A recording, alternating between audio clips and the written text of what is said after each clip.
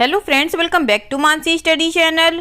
दोस्तों, आज है 22 मार्च 2024 और 22 मार्च 2024 से रिलेटेड करंट अफेयर्स के जितने भी क्वेश्चन बन सकती हैं आज की क्लास में सारी क्वेश्चन को कवर करेंगे और हर क्वेश्चन से रिलेटेड इंपॉर्टेंट पॉइंट भी मैं आपको बताऊंगी। तो आप लोग पूरा क्लास बहुत ध्यान से देखिएगा। और दोस्तों, ये क्लास आपकी मॉर्निंग सुबह 7 AM पे डेली लाइव आती है। आप सभी लोग सुबह 7 बजे इस क्लास के लिए तैयार रहा करिए। इससे आपकी तैयारी करंट अफेयर्स में बेहतर होने वाली है और आगे आने वाले सभी एग्जाम में आप करंट अफेयर से रिलेटेड जितने भी टाइप के क्वेश्चन एग्जाम हॉल में पूछे जाते हैं आप उन सभी टाइप के क्वेश्चन का आंसर बहुत इजीली दे पाएंगे। तो चलिए देरी न करते हुए आज के पहले क्वेश्चन पर आते हैं। आज का पहला क्वेश्चन लिखा है, किस रेटिंग एजेंसी के अनुसार वित्त वर्ष 2025 में भारतीय आईटी सेवा उद्योग की वृद्धि दर 3 से 5% रहेगी। According to which rating agency Indian IT service industry growth at 3 to 5% in FY25।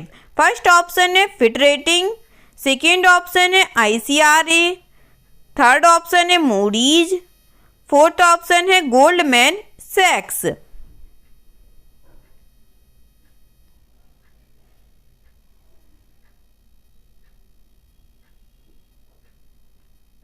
बताइएगा फ्रेंड्स, किस रेटिंग एजेंसी के अनुसार वित्त वर्ष 2025 में भारतीय आईटी सेवा उद्योग की वृद्धि दर 3 से 5% रहेगी।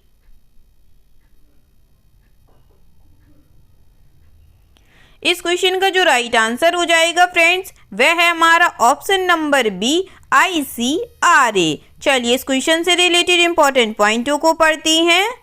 घरेलू रेटिंग एजेंसी ICRA के अनुसार वित्त वर्ष 2025 में भारतीय आईटी क्षेत्र की राजस्व वृद्धि 3 से 5% धीमी रहने की उम्मीद है। यह लगातार दूसरा वर्ष है जब क्रेडिट रेटिंग एजेंसी ने सेक्टर के लिए 3 से 5% की सीमा में विकास दर का अनुमान लगाया है। ICRA रेटिंग्स ने कहा कि जब तक विकास की गति नहीं पकड़ती तब तक सेक्टर की नियुक्तियां निकट अवधि में मौन रहेंगी। ठीक है दोस्तों, चलिए आगे बढ़ते हैं और नेक्स्ट क्वेश्चन देखते हैं।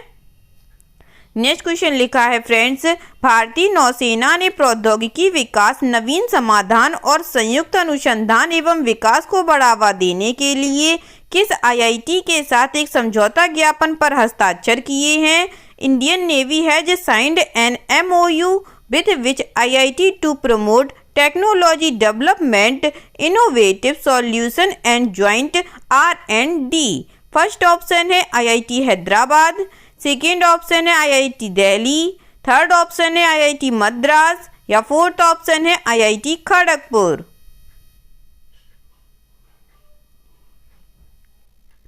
जल्दी से बताइएगा दोस्तों, इस क्वेश्चन का राइट आंसर क्या हो जाएगा। इस क्वेश्चन का जो राइट आंसर हो जाएगा फ्रेंड्स वह है हमारा option number D IIT Kharagpur. चलिए इस क्वेश्चन से रिलेटेड इंपॉर्टेंट पॉइंटों को पढ़ते हैं।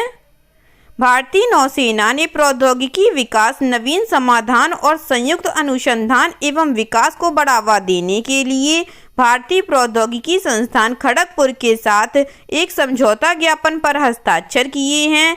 रणनीतिक सहयोग भारतीय नौसेना और IIT खड़गपुर की टीमों को शामिल करते हुए संयुक्त अनुसंधान और विकास पहल पर केंद्रित है। समझौता ज्ञापन का समन्वय INS शिवाजी लोनावाला द्वारा किया जाएगा। ठीक है दोस्तों, चलिए आगे बढ़ते हैं और नेक्स्ट क्वेश्चन देखते हैं। नेक्स्ट क्वेश्चन लिखा है फ्रेंड्स, किस कंपनी ने अपने प्लेटफॉर्मों से गैर कानूनी सामग्री की पहचान करने के लिए भारत के चुनाव आयोग के साथ साझेदारी की है। Which company has partners with Election Commission of India to identify unlawful content from its platforms. First option है X, सेकेंड ऑप्शन है टिंडर, थर्ड ऑप्शन है मेटा या फोर्थ ऑप्शन है गूगल। बताइएगा फ्रेंड्स, किस कंपनी ने अपने प्लेटफॉर्मों से गैर कानूनी सामग्री की पहचान करने के लिए भारत के चुनाव आयोग के साथ साझेदारी की है। इस क्वेश्चन का जो राइट आंसर हो जाएगा फ्रेंड्स वह है हमारा ऑप्शन नंबर सी, मेटा के साथ। चलिए इस क्वेश्चन से रिलेटेड इंपॉर्टेंट पॉइंटों को पढ़ती हैं। मेटा ने अपने प्लेटफॉर्मों से गैर कानूनी सामग्री की पहचान करने के लिए ECI के साथ साझेदारी की है। जैसा कि दुनिया का सबसे बड़ा लोकतंत्र 18वें आम चुनावों की तैयारी कर रहा है, मेटा तत्कालीन फेसबुक स्वतंत्र और निष्पक्ष चुनावों का समर्थन करने के लिए गलत सूचनाओं को सीमित करने, मतदाता हस्तक्षेप को दूर करने और अपने प्लेटफॉर्मों पर पारदर्शिता और जवाबदेही बढ़ाने के प्रयास जारी रखेगा। ठीक है दोस्तों, आगे बढ़ती हैं और नेक्स्ट क्वेश्चन देखती हैं। नेक्स्ट क्वेश्चन लिखा है फ्रेंड्स, वित्त मंत्रालय ने RBI के 90 वर्ष पूरे होने के उपलक्ष्य में 90 रुपये मूल्य का एक विशेष स्मारक सिक्का जारी करने की अधिसूचना जारी की है। RBI का राष्ट्रीयकरण किस वर्ष किया गया था? The Finance Ministry has notified the issuance of a special commemorative coin of rate 90 denomination to mark the completion of 90 years of RBI, in which year RBI was nationalized. First option है 1935, second option है 1949, third option है 1947 या fourth option है 1950।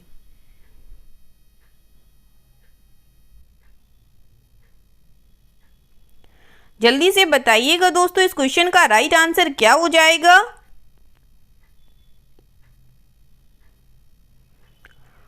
इस question का जो right answer हो जाएगा फ्रेंड्स वह है हमारा ऑप्शन नंबर बी, 1949। चलिए इस क्वेश्चन से रिलेटेड इंपॉर्टेंट पॉइंटों को पढ़ती हैं।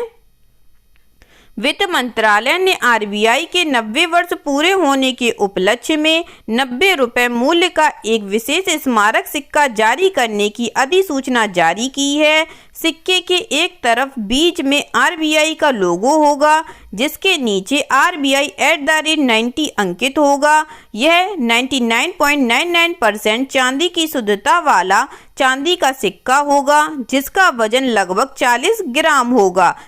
सिक्के के मुख भाग पर मध्य में अशोक स्तंभ का सिंह शीर्ष अंकित होगा और उसके नीचे देवनागरी लिपि में सत्यमेव जयते अंकित होगा। ठीक है दोस्तों, चलिए आगे बढ़ती और नेक्स्ट क्वेश्चन देखते हैं। नेक्स्ट क्वेश्चन लिखा है फ्रेंड्स, स्विस संगठन IQ एयर द्वारा आयोजित वायु गुणवत्ता रिपोर्ट 2023 के अनुसार निम्नलिखित में से कौन दुनिया की सबसे प्रदूषित राजधानी है? According to the Air Quality Report 2023 conducted by Swiss organization IQ Air, which of the following is the most polluted capital in the world? First option है नई दिल्ली, सेकेंड ऑप्शन है बीजिंग, थर्ड ऑप्शन है ढाका या fourth option है इस्लामाबाद। बताइएगा friends, Swiss संगठन IQ air द्वारा आयोजित वायु गुणवत्ता रिपोर्ट 2023 के अनुसार निम्नलिखित में से कौन दुनिया की सबसे प्रदूषित राजधानी है? इस क्वेश्चन का जो राइट आंसर हो जाएगा फ्रेंड्स वह है हमारा ऑप्शन नंबर ए, नई दिल्ली। चलिए इससे रिलेटेड इंपॉर्टेंट पॉइंटों को पढ़ती हैं। नई दिल्ली 2018 से लगातार चौथे साल दुनिया की सबसे प्रदूषित राजधानी रही है। स्विस संगठन IQ एयर द्वारा आयोजित वायु गुणवत्ता रिपोर्ट 2023 के अनुसार दिल्ली का PM 2.5 स्तर 2022 में 89.1 माइक्रोग्राम प्रति घन मीटर से बढ़कर 2023 में 92.7 माइक्रोग्राम प्रति घन मीटर हो गया। बिहार का बेगूसराय दुनिया का सबसे प्रदूषित महानगरीय क्षेत्र बनकर उभरा है। 54.4 माइक्रोग्राम प्रति घन मीटर की औसत वार्षिक PM 2.5 सांद्रता के साथ भारत में बांग्लादेश और पाकिस्तान के बाद तीसरी सबसे खराब वायु गुणवत्ता थी। ठीक है दोस्तों, चलिए आगे बढ़ते हैं और नेक्स्ट क्वेश्चन देखते हैं। नेक्स्ट क्वेश्चन लिखा है फ्रेंड्स, भारत का पहला आयुर्वेदिक कैफे किस शहर में खुला है? University is India's first Ayurvedic cafe opened? First option है बेंगलुरु में, सेकंड ऑप्शन है न्यू दिल्ली में, थर्ड ऑप्शन है हैदराबाद में या फोर्थ ऑप्शन है अहमदाबाद में।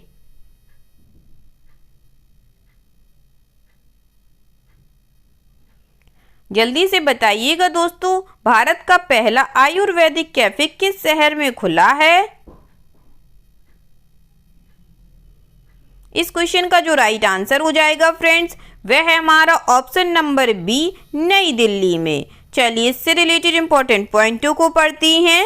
दिल्ली के शालीमार बाग में महर्षि आयुर्वेद अस्पताल अपने मरीजों को पंचकर्म चिकित्सा, एक ध्यान कक्ष, योग प्रशिक्षण, डीलक्स कक्ष सुविधाएं और इन हाउस डॉक्टर प्रदान करके अत्यधिक देखभाल के साथ इलाज करता है। यह अस्पताल अपने in house restaurant Soma the Ayurvedic kitchen के कारण सुर्खियां बटोर रहा है। यहां आने वाले की सेहत के हिसाब से खाना दिया जाता है। यहां पकौड़ी से लेकर पाव भाजी तक कई व्यंजन बिना प्याज लहसुन के परोसे जाते हैं। ठीक है दोस्तों, चलिए आगे बढ़ते हैं और नेक्स्ट क्वेश्चन देखते हैं।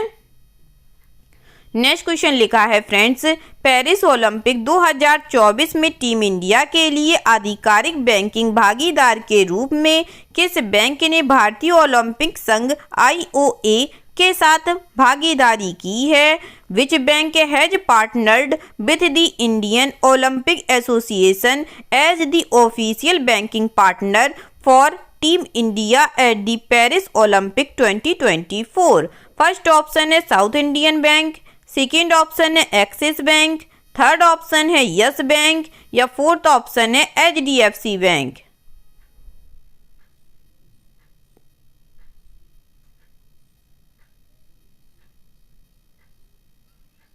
जल्दी से बताइएगा दोस्तों, पेरिस ओलंपिक 2024 में टीम इंडिया के लिए आधिकारिक बैंकिंग भागीदार के रूप में किस बैंक ने भारतीय ओलंपिक संघ के साथ भागीदारी की है?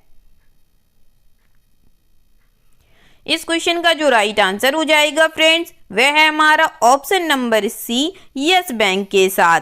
चलिए इससे रिलेटेड इंपॉर्टेंट पॉइंटों को पढ़ती हैं।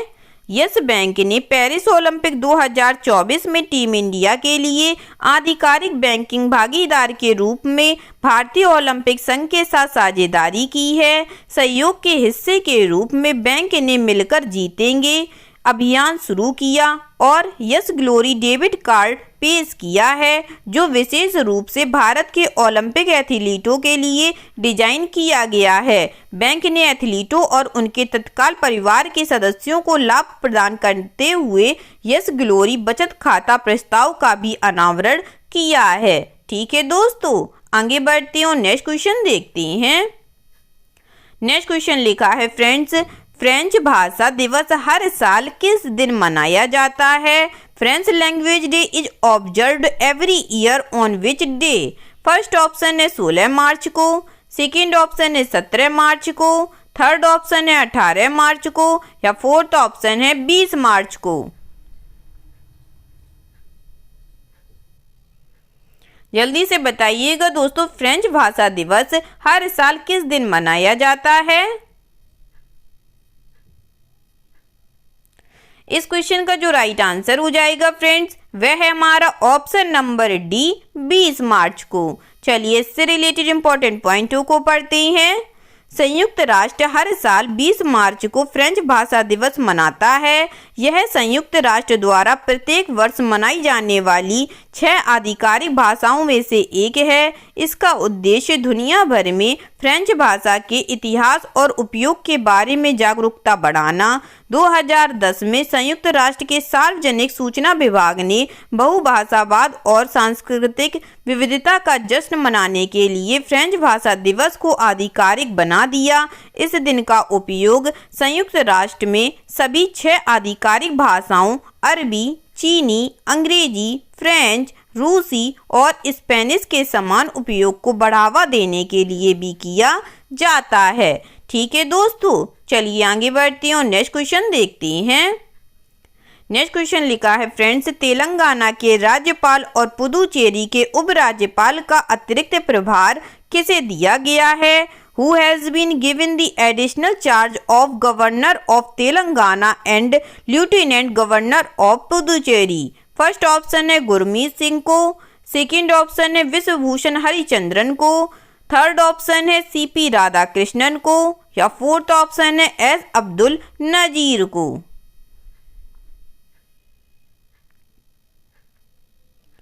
बताइएगा दोस्तों इस क्वेश्चन का राइट आंसर क्या हो जाएगा। इस क्वेश्चन का जो राइट आंसर हो जाएगा फ्रेंड्स वह है हमारा option number C, CP Radhakrishnan को। चलिए इससे रिलेटेड इंपॉर्टेंट पॉइंटों को पढ़ती हैं। झारखंड के राज्यपाल सीपी राधाकृष्णन ने हैदराबाद के राजभवन में तेलंगाना के राज्यपाल के रूप में पदभार ग्रहण किया। तेलंगाना उच्च न्यायालय के मुख्य न्यायाधीश आलोक अराधे ने राजभवन में आयोजित एक समारोह में मुख्यमंत्री ए रेवंत रेड्डी की उपस्थिति में नवनियुक्त राज्यपाल को पद की शपथ दिलाई। झारखंड के वर्तमान राज्यपाल राधाकृष्णन को नियमित व्यवस्था होने तक तेलंगाना के राज्यपाल और पुदुचेरी के उपराज्यपाल के अतिरिक्त कर्तव्यों का निर्वहन करने के लिए नियुक्त किया गया था। ठीक है दोस्तों, चलिए आगे बढ़ते हैं और आज का लास्ट क्वेश्चन देखते हैं। आज का लास्ट क्वेश्चन लिखा है फ्रेंड्स, ऑल इंडिया रेडियो के महानिदेशक के रूप में किसे नियुक्त किया गया है? Who has been appointed as Director General of All India Radio? First option है अंशिका सिंह को, सेकंड ऑप्शन है मौसमी चक्रवर्ती को, थर्ड ऑप्शन है वसुधा गुप्ता को या फोर्थ ऑप्शन है जोयिता गुप्ता को।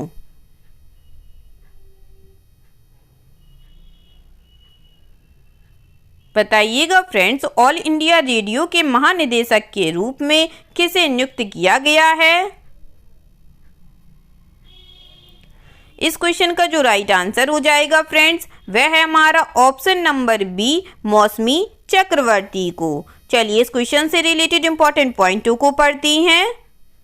वरिष्ठ भारतीय सूचना सेवा अधिकारी शेफाली बी सरड़ को नया सरकारी प्रवक्ता नियुक्त किया गया है। 1990 बैच के अधिकारी सरड़ 31 मार्च को मौजूदा मनीष देसाई की सेवानिवृत्ति के बाद प्रेस सूचना ब्यूरो के प्रधान महानिदेशक के रूप में कार्यभार संभालेंगे। सरड़ इससे पहले चुनाव आयोग और वित्त मंत्रालय के प्रवक्ता के रूप में कार्य कर चुके हैं। नीलम कपूर, दीपक संधू, शकुंतला महावाल और एनजे कृष्णा के बाद वह भी आईबी की प्रमुख बनने वाली 5वीं महिला अधिकारी हैं। ठीक है दोस्तों, आई होप आज के सभी क्वेश्चन आप लोगों को बहुत अच्छे लगे होंगे फ्रेंड्स, और सभी क्वेश्चन से रिलेटेड इंपॉर्टेंट पॉइंट के नोट्स भी आप लोगों को बहुत अच्छे से समझ में आए होंगे। अगर क्लास अच्छी लगी हो दोस्तों और सारे पॉइंटों को आप लोगों ने अच्छे से समझा हो तो प्लीज़ इस क्लास को लाइक कीजिएगा, शेयर कीजिएगा और आपके अपने चैनल मानसी स्टडी चैनल को सब्सक्राइब कीजिएगा। थैंक यू सो मच दोस्तों।